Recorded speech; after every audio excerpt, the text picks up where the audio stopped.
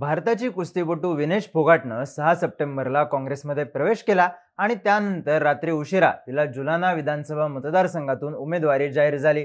महिला कुस्तीपटूंच्या आंदोलनाचा प्रमुख चेहरा असलेली विनेश यंदाच्या ऑलिम्पिक्समध्ये बरीच चर्चेत राहिली.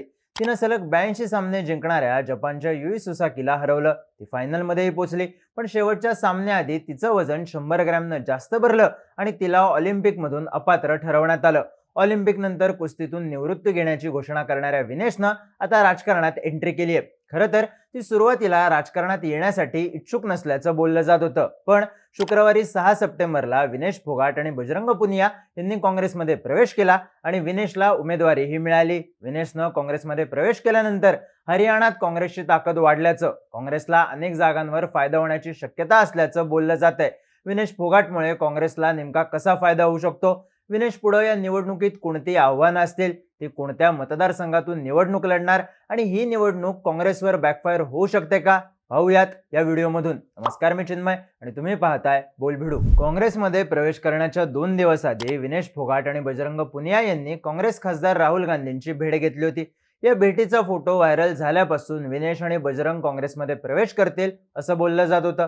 त्यात विनेशनं आपल्या रेल्वे विभागातल्या नोकरीचा राजीनामा दिल्यानंतर या चर्चांना आणखी बळ मिळालं. मग शुक्रवारी विनेश फोगाट आणि बजरंग पुनिया यांनी मल्लिकार्जुन खरगेंची भेट घेतली. त्यानंतर दोघांनी दिल्लीतल्या काँग्रेस मुख्यालयात जाऊन काँग्रेसचे महासचिव के.सी. वेणुगोपाळ यांच्या उपस्थितीत काँग्रेसमध्ये प्रवेश केला.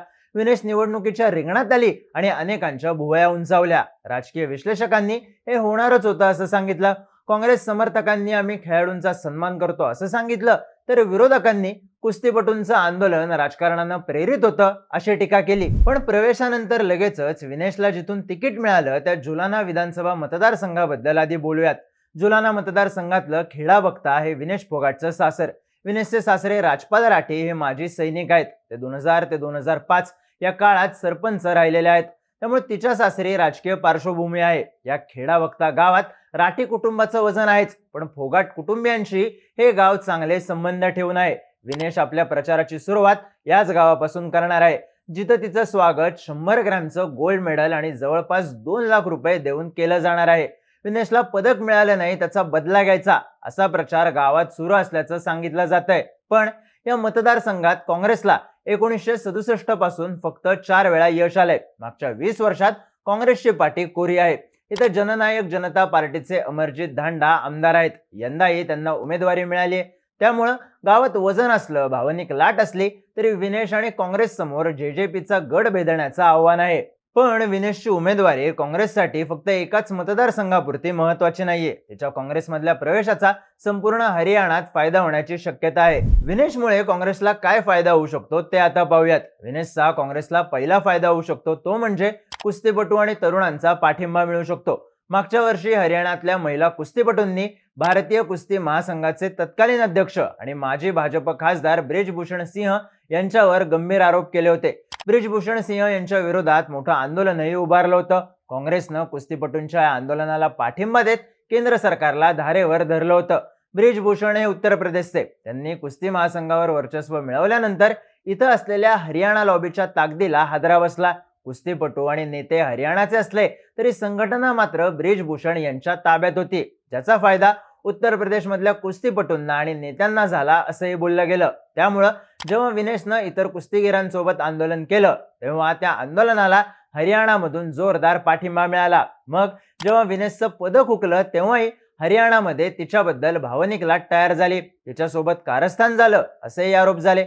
हरियाणात कुस्तीपटूंची मोठी परंपरा आहे. इथं खास करून ग्रामीण भागात कित्येक घरांमध्ये किमान एक पैलवान आहे. त्यामुळं कुस्तीपटू आणि विशेषतः तरुण वर्ग विनेशला संधी दिली, पाठिंबा दिला म्हणून काँग्रेसच्या पाठीशी उभा राहू शकतो. विनेशमुळे काँग्रेसला दुसरा फायदा होऊ शकतो तो म्हणजे शेतकऱ्यांचा पाठिंबा मिळवणं. हरियाणातले शेतकरी भाजपवर नाराज असल्याचं मागच्या काळात दिसून आलंय. केंद्र सरकारच्या 3 कृषी कायद्यांच्या विरोधात जे शेतकऱ्यांचं आंदोलन झालं होतं त्यात हरियाणातल्या शेतकऱ्यांचा मोठा सहभाग होता. शेतकऱ्यांच्या नाराजीचा फटका भाजपला लोकसभेतही बसला होता. लोकसभा निवडणुकीच्या निकालानंतर भाजप शेतकऱ्यांची नाराजी दूर करण्याचा प्रयत्न करत असल्याचं दिसून आलं. हरियाणाच्या मुख्यमंत्र्यांनी 23 पिकं हमी भावात खरेदी केली जातील अशी घोषणा केली, पण शेतकऱ्यांचा रोष काही कमी झाला नाही. मागच्या 200 पेक्षा अधिक दिवसांपासून शंभू बॉर्डरवर शेतकरी विविध मागण्यांसाठी आंदोलन करतायत. आता विधानसभा निवडणुका जवळ आल्या असताना भाजप खासदार कंगना राणावतने शेतकऱ्यांच्या विरोधात विधान केलं. या वक्तव्यानंतर भाजपनं कंगनाच्या विधानापासून फारकत घेतली, पण हे विधान भाजपवर शेकण्याची शक्यता आहे. अशातच मागच्या आठवड्यात विनेश फोगाटनं शंभू बॉर्डरवर जाऊन शेतकऱ्यांना पाठिंबा दिला. मी तुमची मुलगी म्हणून तुमच्या सोबत उभी आहे.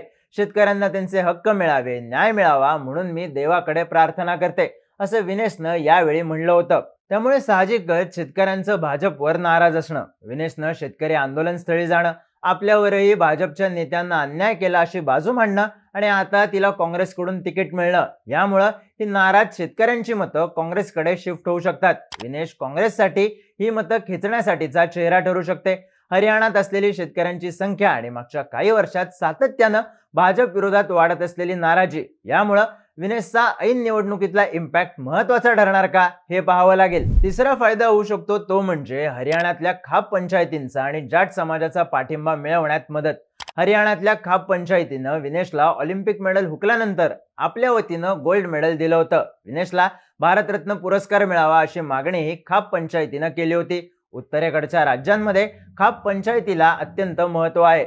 गावातले अनेक महत्वाचे निर्णय याच खाप पंचायतींकडून घेतले जातात. निवडणुकीच्या वेळी एखाद्या उमेदवाराला समर्थन द्यायचं, विरोध करायचा की पूर्ण जोर त्या उमेदवारासाठी लावायचा, हे सगळं खाप पंचायत ठरवते. एखाद्या भागातली जातीय समीकरणं, महिला मतदारांची भूमिका, आर्थिक गणित, या सगळ्यावर होल्ड असणाऱ्या खाप पंचायतींमध्ये जाट समुदायाचा प्रभाव दिसून येतो. आता ज्या जुलाना मतदारसंघामधून विनेशला तिकीट मिळाले तिथेही जाट समाजाचं वर्चस्व आहे. संपूर्ण हरियाणाबद्दल बोलायचं झालं तर जाट समाजातले लोक भाजपवर नाराज असल्याचं सांगितलं जातं. कारण 2019 मध्ये 10 लोकसभेच्या जागा असूनही केंद्र सरकारमध्ये एकाही जाट नेत्याला घेतलं गेलं नाही. तसंच 2014 नंतर जाट समाजातल्या व्यक्तीला मुख्यमंत्रीही केलं गेलं नाही. याच कारणांमुळे जाट समाजातले लोक भाजपवर नाराज असल्याचं सांगितलं जातं. विनेशही जाट समाजातून येते.